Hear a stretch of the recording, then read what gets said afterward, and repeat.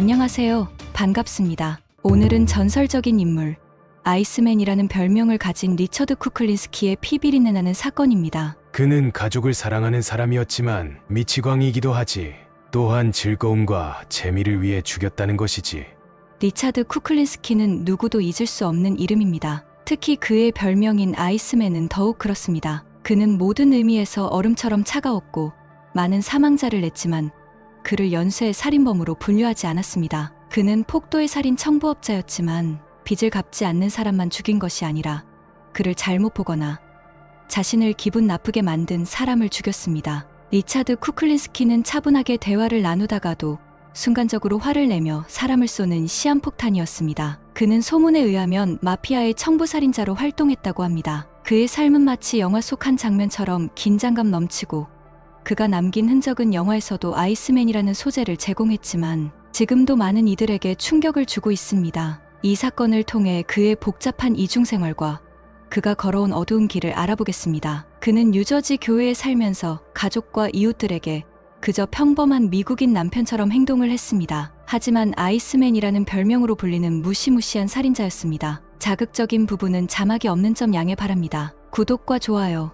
많은 성원을 주셔서 감사합니다. 교수님, 최근에 리처드 쿠클린스키에 대해 읽어봤는데 그의 어린 시절이 정말 충격적이더라고요. 맞아. 쿠클린스키의 어린 시절은 그의 범죄적 성향을 형성하는데 큰 영향을 미쳤지. 그는 1935년 저지시티에서 태어났는데 그의 가정 환경이 매우 폭력적이었어.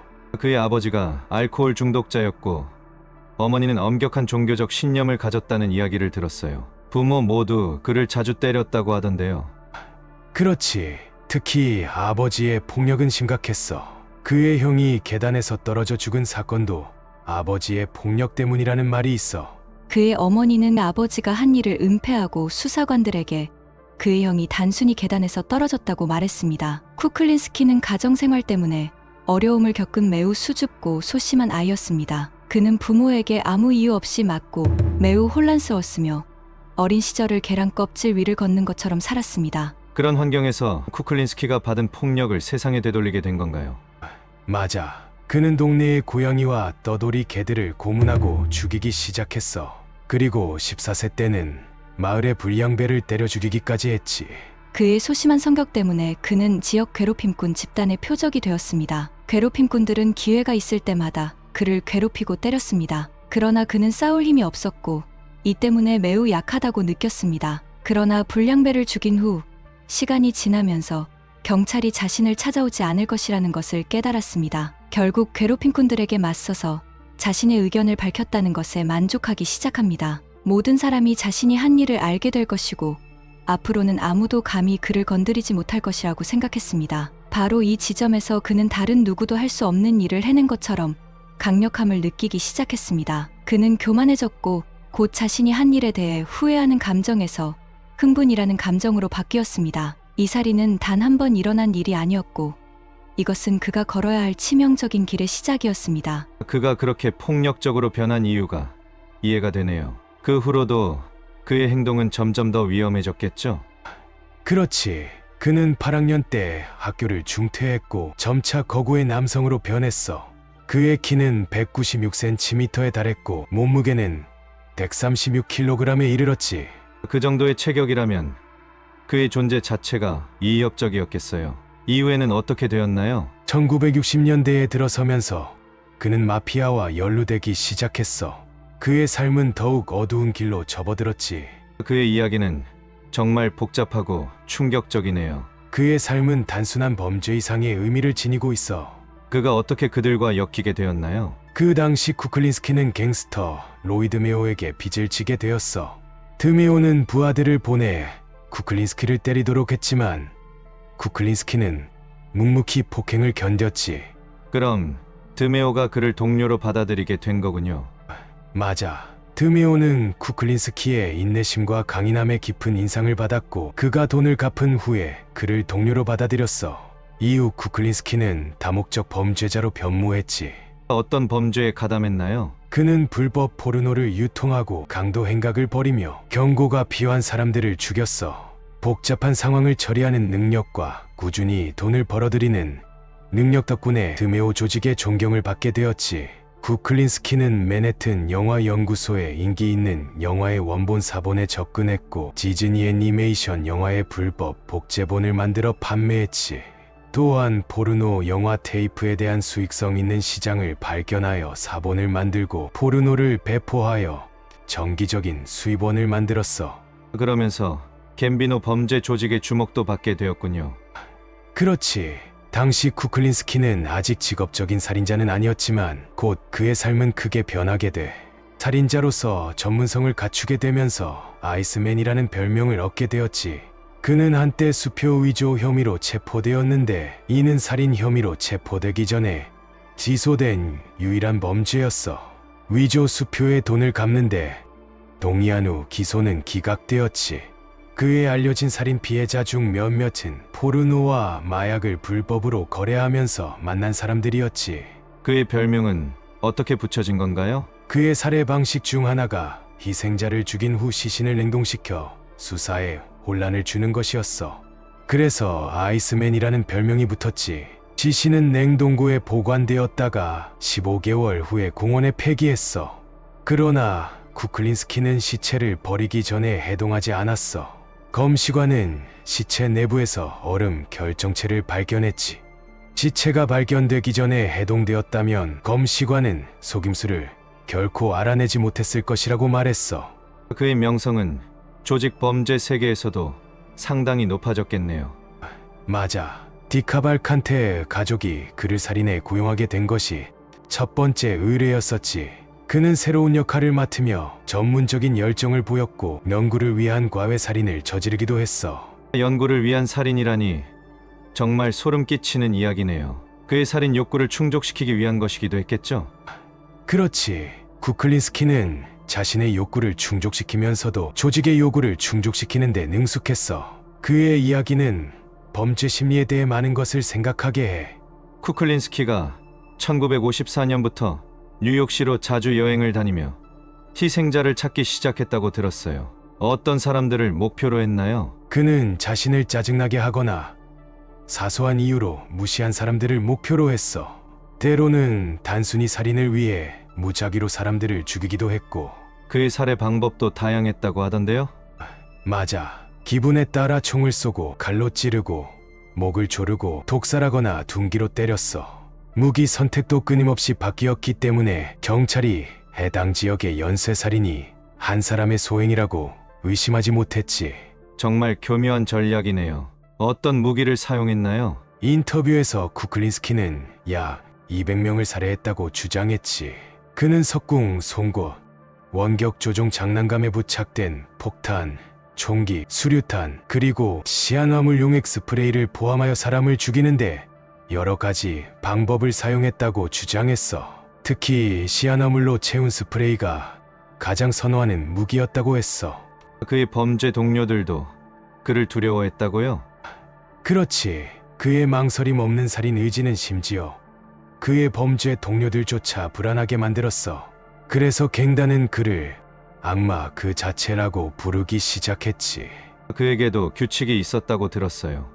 맞아. 여성과 어린이는 건드리지 않는다는 두 가지 규칙을 가지고 있었어. 그 외에는 무엇이든 무제한 목표였지. 정말 무시무시한 인물이네요. 그의 이야기는 계속해서 충격적이에요. 쿠클린스키가 자신의 행동에 대해 후회를 표현한 적도 있다고 들었어요. 한 번은 자신의 생명을 구걸하고 기도하는 남자를 죽이기 전에 그에게 30분의 시간을 주면서 신에게 기도할 기회를 줬다고 회상했어. 하지만 신은 나타나지 않았고 상황도 변하지 않았다고 말했지. 그러면서 그 일에 대해 기분이 좋지 않았다며 그렇게 하지 말았어야 했다고 말했어. 경찰의 눈을 피하는데도 매우 영리했다고요? 그렇지. 희생자의 신원을 확인할 수 없도록 손가락과 치아를 제거했어. 시신을 기름 드럼에 녹이거나 대차장의 차 뒤에 남겨두어 압축되게 하기도 했고 허드슨 강에 던지거나 광산갱도에 버리기도 했어. 그의 가장 선호하는 방법은 무엇이었나요? 희생자의 시신을 산업용 냉동고에 보관한 후 몇 달 또는 몇 년 후에 버리는 것이었어. 경찰이 시신을 발견했을 때는 최근에 살해된 것처럼 보였기 때문에 쿠클린스키는 의심받지 않았지. 그래서 아이스맨이라는 별명이 붙었군요. 맞아. 당시 경찰은 노숙자들이 서로를 공격하고 살해하는 것으로 생각했고, 뉴저지 출신의 무자비한 살인자가 무작위로 사람을 죽이기 위해 도시로 들어온다는 것은 전혀 의심하지 않았어. 그는 그날 밤 뉴스를 보고 폭도 살인으로 단서가 없다는 뉴스를 보게 되면서 재밌었다고 회상했습니다. 그의 가족조차도 무슨 일이 벌어지고 있는지 몰랐다고요? 그렇지. 쿠클린스키는 가족에게 매우 다른 모습을 보여주었어. 그의 가족은 그가 평범한 사업가라고 믿었기 때문에 무슨 일이 벌어지고 있는지 전혀 몰랐지. 교수님, 쿠클린스키가 바바라 페드리치와 결혼한 게 1961년이었죠? 맞아. 그들은 두 자녀를 두었고 이웃들에게는 전형적인 미국 가정으로 보였어. 바바라는 남편이 아이스맨 킬러로서 이중 생활을 하고 있다는 걸 전혀 몰랐다고요? 그렇지. 쿠클린스키는 이미 약 65건의 살인을 저질렀지만 그녀에게는 헌신적인 가장이자 정상적인 삶을 사는 남편이었어. 그들은 부유한 삶을 살았다고 들었어요. 맞아. 자녀들은 비싼 사립학교에 다녔고 가족은 뒷마당 수영장에서 바비큐 파티를 열거나 휴일에 디즈니랜드로 여행을 가곤 했어.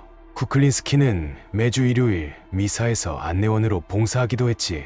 그는 아이들에게 돈으로 살 수 있는 최고의 것들과 교육을 받기를 바랐습니다. 그에게 돈은 지위였고 그는 그것을 얻기 위해 무엇이든 할 것입니다. 그는 자신과 가족을 위해 삶을 개척해냈고 수년간 일을 해낼 수 있었습니다. 하지만 경찰은 리차드의 지인 중 많은 사람이 갑자기 어딘가에서 죽어 있거나 사업회의를 위해 그를 만나기로 했던 사람들이 갑자기 허공으로 사라지는 것을 알아차리면서 곧 그를 쫓기 시작했습니다. 경찰이 체포했을 때 바바라는 정말 놀랐겠네요. 그렇지. 그의 체포는 가족에게 큰 충격이었어. 바바라는 남편이 법을 어기기 위해 무슨 일을 했는지 전혀 알지 못했거든.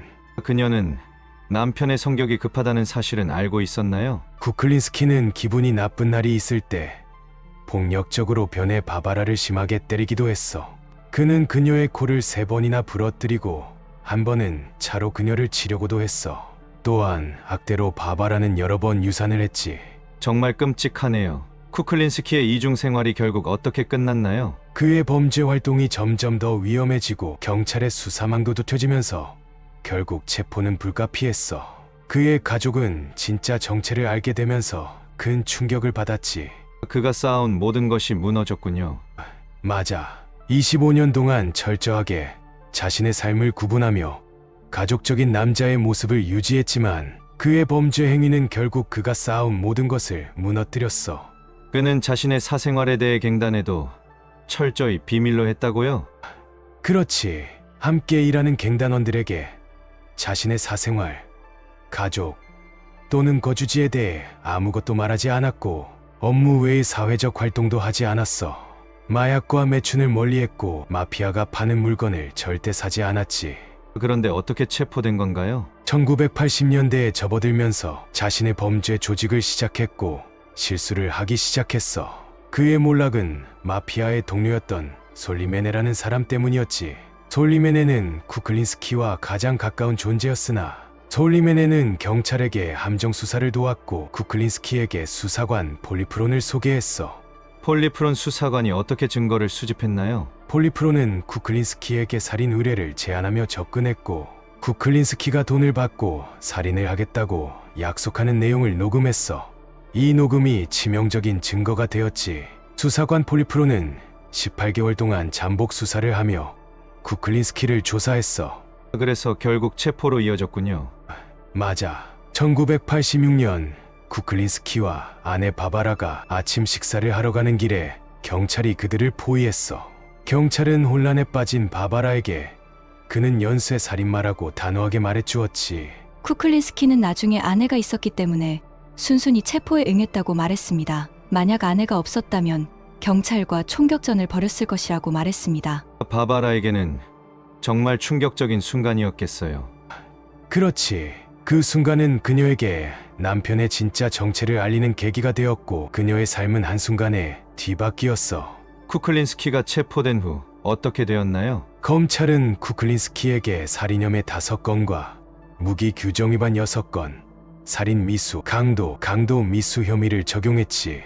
법 집행관들은 쿠클린스키가 스위스 은행 계좌에 많은 돈을 가지고 있었고 스위스로 가는 항공편 예약도 했다고 말했어. 쿠클린스키는 200만 달러의 보석금을 내지 못해 구금되었고 여권을 반납해야 했어. 1988년 4건의 살인에 대하여 종신형을 선고받았으며 이후 추가로 2건의 살인 혐의로 30년형을 추가로 선고받았어. 그가 더 많은 범죄와도 연관되었다고요? 맞아. 그는 1980년 뉴저지에서 발생한 형사 피터 칼라브로의 살인 사건에도 연루되었어. 2001년 그는 이 범죄를 자백하며 갬비노 패밀리의 보스였던 그라바노의 명령을 받았다고 주장했어. 하지만 그라바노는 이를 부인했지. 정말 많은 범죄에 연루되었군요. 수사관들은 그가 얼마나 많은 사람을 죽였다고 믿고 있나요? 수사관 패케이는 쿠클린스키가 최대 100명에서 150명을 살해했을 것이라고 믿고 있어. 그는 원하는 사람을 원하는 때에 죽였다고 말했지. 그의 체포 이후 그는 자신의 이야기를 많이 나눴다고 들었어요. 그렇지. 그는 검찰, 정신과 의사, 기자, 범죄학자 등과 인터뷰하며 자신의 삶과 범죄에 대해 솔직하게 이야기했어. 2편의 다큐멘터리에도 참여했지. 지미 호파의 살해에 대해서도 주장했다고요? 맞아. 그는 악명 높은 부패 인물 지미 호파를 살해했으며 그 대가로 4만 달러를 받았다고 주장했어. 하지만 이 주장에 대한 증거는 없었지. 그의 인터뷰와 다큐멘터리가 많은 관심을 끌었겠네요. 그렇지. TV 인터뷰에서 그는 제가 한 일에 대해 후회한 적은 없습니다. 가족에게 상처를 준 것 외에는요. 가족이 저를 용서해 주기를 바란다고 말했지. 교수님, 쿠클린스키의 마지막 순간은 어땠나요? 2005년에 그는 혈관의 불치성 염증 진단을 받았고 결국 병원으로 이송되었어. 그곳에서 아내 바바라는 그를 마지막으로 방문했지. 쿠클린스키 부부는 리차드가 감옥에 있는 1993년에 이혼했지. 그녀는 1년에 한 번만 면회를 했어. 그가 병원에서 의사들에게 어떤 요청을 했다고요? 의식이 오락가락하는 가운데 잠시 정신이 맑아진 쿠클린스키는 의사들에게 만약 자신의 심장이 멈추게 되면 소생시켜 달라고 요청했어. 이는 그의 복잡한 심경과 가족에 대한 감정을 드러내는 순간이었지. 범죄자로서의 삶을 살았지만 가족과의 관계를 회복하고 싶어 했던 것 같네요. 맞아. 그러나 바바라는 병원을 떠나면서 심폐소생술을 하지 말라는 금지 서류에 서명했어. 병원에서 그녀에게 다시 연락했다고요? 그렇지. 그가 사망하기 일주일 전 병원에서는 그녀에게 마음을 바꿨는지 확인하기 위해 연락했지만 그녀의 결정은 변함이 없었어. 결국 어떻게 되었나요? 악명 높은 아이스맨 킬러 리처드 쿠클린스키는 2006년 3월 5일 70세 나이로 심장마비로 사망했어. 그는 가족을 사랑하는 사람이었지만 미치광이기도 하지. 그는 많은 사람을 죽였어. 또한 즐거움과 재미를 위해 죽였다는 것이지. 연쇄 살인범인 리차드 쿠클린스키는 용서받을 수 없는 인간이었다는 것이지. 그는 어린 시절부터 폭행을 하면 그 사람들이 자기를 업신여기지 않는다는 것을 배웠다고 말했습니다. 그가 가정폭력의 어린 시절을 보내지 않았다면 무슨 일이 일어났을지 궁금합니다. 그는 어린 시절에 결코 누리지 못했던 삶을 가족과 아이들에게 주고 싶다고 말했고 모든 것이 숨겨졌을 때 그의 가족은 좋은 삶을 살았지만 결국 무너지고 말았습니다. 여러분은 어떻게 생각하시나요? 시청해 주셔서 감사합니다. 구독과 좋아요 부탁드립니다.